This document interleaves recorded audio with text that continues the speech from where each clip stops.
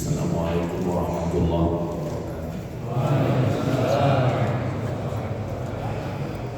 Kalau tuan pergi ke Batam, jangan lupa memancing ikan. Dari bunyi sambutan salam, namanya jamaah terlalu kekenyangan. Apa kabar Bapak Ibu semua? Sehat? Alhamdulillah Rabbil Alamin. Allahumma salli ala Sayyidina Muhammad wa ala ali Sayyidina Muhammad. Semoga kita semua mendapatkan syafaat Nabi Muhammad SAW. Amin ya rabbal alamin. Malam ini kita dihentakkan, dibangunkan dari tidur lelap kita. Bagaimana sebetulnya status tanah-tanah masjid, surau, musola kita selama ini? Jangan heran beberapa waktu yang lalu ada berita tanah masjid dijual, viral. Yang belum dapat beritanya nanti saya share. Kok bisa tanah masjid dijual? Berarti bermasalah itu tanah. Padahal secara fikih, kalau di masjid itu sudah dilaksanakan sholat zuhur, asar, maghrib, isya, subuh, dan sudah sholat Jumat, berarti tanah itu otomatis sudah jadi tanah wakaf. Tapi fikih belum tentu diakui oleh negara. Semua kita mengatakan tanah ini wakaf, tapi kalau secara negara belum tanah wakaf. Generasi pertama berwakaf, generasi kedua belum memperdulikan, generasi ketiga ternyata begitu dicek tanah masjid masih nama kakeknya. Lalu kemudian cucunya mau menjual tanah. Imam, khatib, ustadz, bilal, kiai komplain, kata mereka ini tanah wakaf. Tidak, ini nama saya, ini jatah warisan saya, maka ini tanah saya, terserah saya mau saya jual, mau saya gadaikan, ini tanah saya secara hukum negara. Lalu kemudian orang menakut-nakuti, nanti kamu masuk neraka. Ya, saya nggak peduli sama neraka. Jadi apa yang kita lakukan malam ini di Masjid Darussalam Kota Wisata, mudah-mudahan walaupun saya menyampaikan tausiahnya di Masjid Darussalam Kota Wisata Cibubur, tapi sebetulnya ini nanti akan ditonton saudara kita dari Sabang sampai Papua melalui channel Ustaz Somad Official. Jangan lupa subscribe, like, share. Tolong pengurus-pengurus masjid cek lagi surat tanah masjidnya sudah wakaf atau belum. Kalau belum wakaf, tiru prosesnya malam ini. Ada 4 rukunnya. Yang pertama wakif, orang yang berwakaf. Yang kedua adalah yang menerima wakaf, istilah lainnya nazir. Wakif yang berwakaf dengan nazir berakad. Lalu kemudian itulah disebut dengan ijab qabul. Yang berwakaf, yang menerima wakaf, ijab qabul, dan tanah yang diwakafkan. Dan dicatatkan secara negara. Bapak Kepala Kantor Urusan Agama Bapak Kua Gunung Putri mencatatkannya sebagai pencatat akta ikrar wakaf. Saya wakafkan tanah ini yang luasnya sekian ribu meter persegi senilai 300 miliar. Banyak yang kenyang mendengar 300 miliar. Lalu kemudian pengelola mengatakan saya terima. Jadilah surat akta ikrar wakaf yang tidak bisa diganggu-gugat. Lalu kemudian surat yang dari KUA tadi dibawa ke BPN, Badan Pertanahan Nasional. Maka berubahlah nama Pemda, nama orang menjadi nama nazir yayasan. Maka selamatlah tanah ini. Tanah yang sudah diwakafkan la yuhas, tidak bisa dihibahkan, wala yurasu, tidak bisa diwariskan, wala yuba'u, tidak bisa diperjualbelikan. Mudah-mudahan apa yang kita lakukan malam ini menjadi inspirasi bagi seluruh pondok pesantren, lembaga pendidikan agama, masjid, surau, langgar, dan musola supaya selamat dunia akhirat insyaallah. Amin ya rabbal alamin. Ma'akal tafa'afnaita, yang dimakan busuk. Wa malabista fa'ablaita, yang dipakai lama.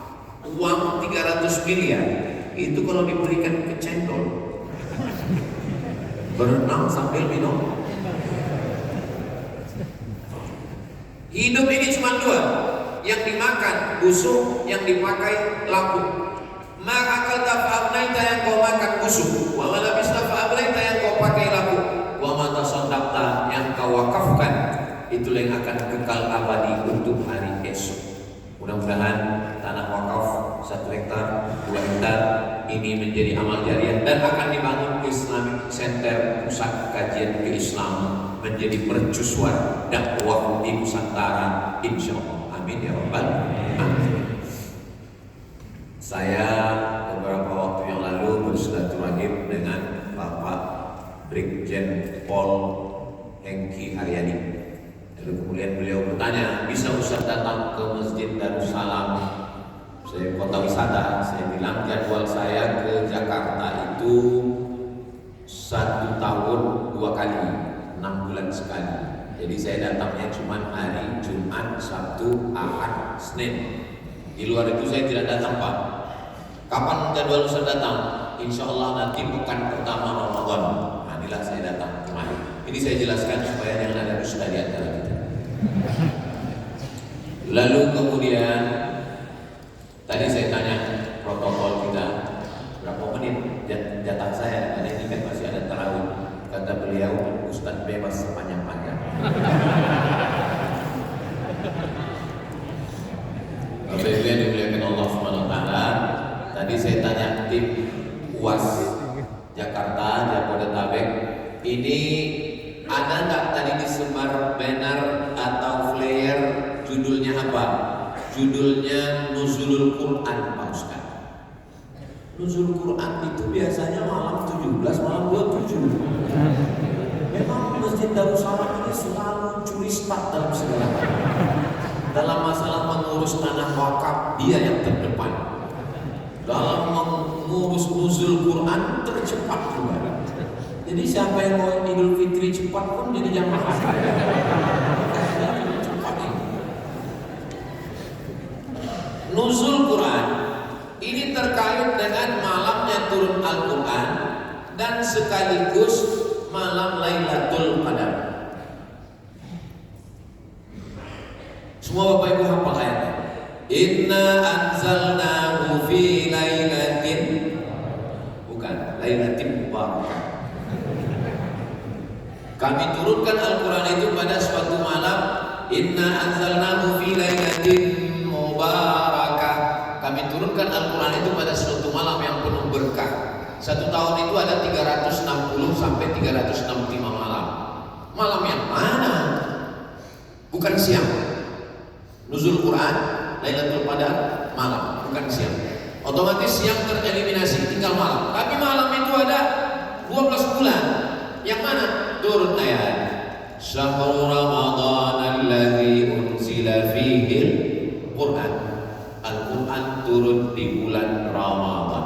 Yang tadi 12 bulan, maka tereliminasilah 11 bulan.